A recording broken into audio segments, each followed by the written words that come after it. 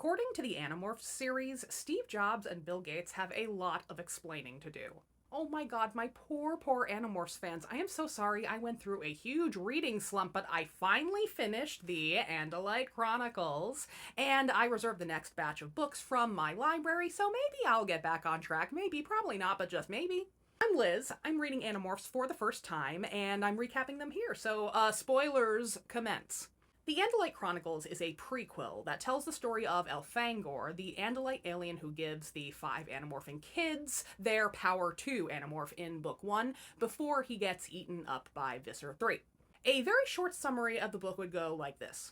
Elfangor and a fellow Andalite kid soldier save a couple of human teenagers from some aliens and then get all wrapped up in a fight over an object called the Time Matrix, which is basically an infinity stone. And Elfangor and one of the teens fall in love, and the timeline gets all fucked up, but then it gets fixed again, but not before Elfangor lives as a human for like a long time and has a kid, and the kid is Tobias the Hawk Boy.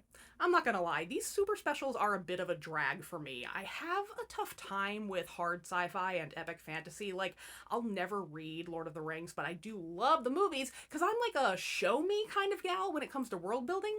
But I respect the importance of this entry in the Animorphs series, especially in regard to the Tobias lore.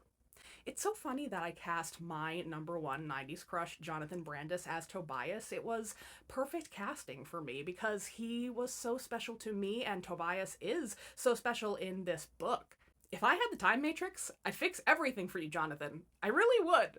Another big revelation of this book is that the Elamists, those weird Time Lords or TVA agents or whatever who fuck with the timeline while pretending they're not actually fucking with the timeline, they might not be the ultimate being in the universe. There's someone else. I'm telling you, I need one of these boards to keep track of all of the creatures and their relationships in this thing.